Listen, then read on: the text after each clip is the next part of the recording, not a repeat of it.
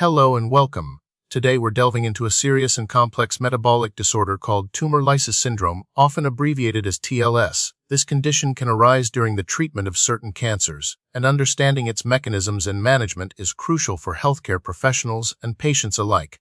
Join us as we explore the ins and outs of TLS, from its causes and effects to its diagnosis and treatment.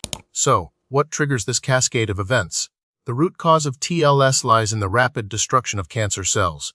This sudden cell death releases intracellular contents, things like potassium, phosphate, and uric acid into the bloodstream, overwhelming the body's ability to process them. This rapid release is usually triggered by cytotoxic cancer treatments like chemotherapy or radiation therapy, especially in cancers that are highly sensitive to these treatments and have a high tumor burden. Certain cancers like Burkitt lymphoma, acute lymphoblastic leukemia, and ALL, and high-grade lymphomas are particularly notorious for inducing TLS. Now, let's dive into the nitty-gritty of what actually happens inside the body during TLS. The massive release of potassium leads to hyperkalemia, which can disrupt the heart's electrical activity, potentially leading to arrhythmias and even cardiac arrest. The surge in phosphate results in hyperphosphatemia, which in turn can bind with calcium, causing hypocalcemia. This calcium phosphate precipitation can also deposit in the kidneys, further impairing their function. Finally, the breakdown of nucleic acids releases large amounts of purines, which are then metabolized into uric acid. The excessive uric acid can crystallize in the kidneys, leading to uric acid nephropathy and acute kidney injury. All of these electrolyte imbalances and metabolic disturbances contribute to the potentially life-threatening consequences of TLS. While TLS can occur in various cancers, it's more prevalent in hematological malignancies with high proliferative rates and large tumor burdens. These include leukemias like acute lymphoblastic leukemia and acute myeloid leukemia, as well as aggressive lymphomas like Burkitt lymphoma and diffuse large B-cell lymphoma. The incidence of TLS varies depending on the type of cancer, the stage of the disease, the effectiveness of treatment, and the presence of pre-existing kidney problems. It's important to note that TLS can also occur spontaneously, although this is less common. The signs and symptoms of TLS can be quite varied, reflecting the underlying metabolic disturbances. Patients may experience nausea, vomiting, diarrhea, or loss of appetite. Muscle cramps, weakness, and lethargy can occur due to electrolyte imbalances. Cardiac arrhythmias can manifest as palpitations or even sudden cardiac arrest. Kidney problems might present as decreased urine output, swelling in the legs or ankles, and flank pain.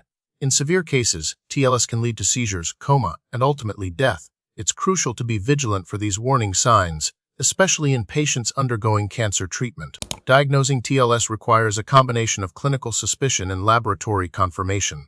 Doctors will look for a constellation of abnormal lab values, including elevated serum potassium, phosphate, and uric acid levels, as well as decreased serum calcium levels. They'll also monitor kidney function through blood urea nitrogen benon and creatinine levels.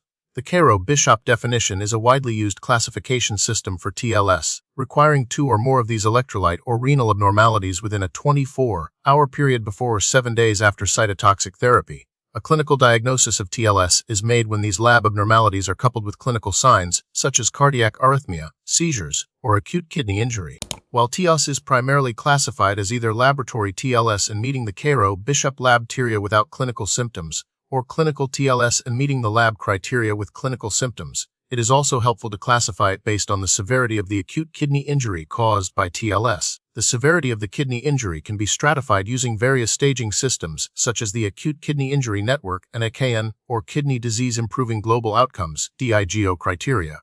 These staging systems help guide treatment and predict prognosis.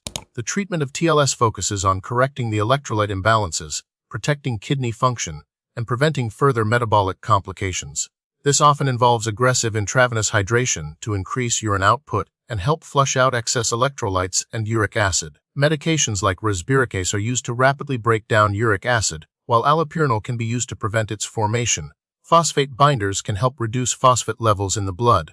In severe cases, dialysis may be necessary to remove excess electrolytes and waste products from the blood, effectively acting as an artificial kidney. Continuous monitoring of electrolytes and kidney function is essential to guide treatment decisions. Prevention is always better than cure, and this holds true for TLS. Prophylactic measures are crucial, especially in patients at high risk.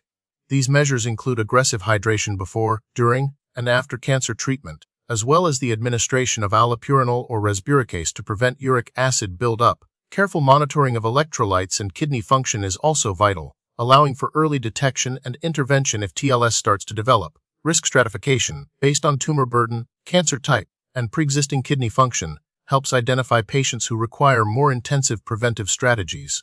The prognosis for patients with TLS depends on the severity of the condition and the promptness of treatment. With timely and appropriate management, most patients can recover without long-term complications.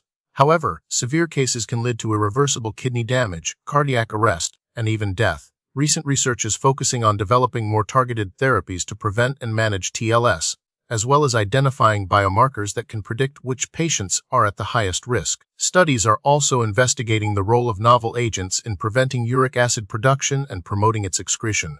The ongoing research holds promise for improving outcomes for patients at risk of this potentially devastating complication of cancer treatment. Thank you for joining us on this exploration of tumor lysis syndrome.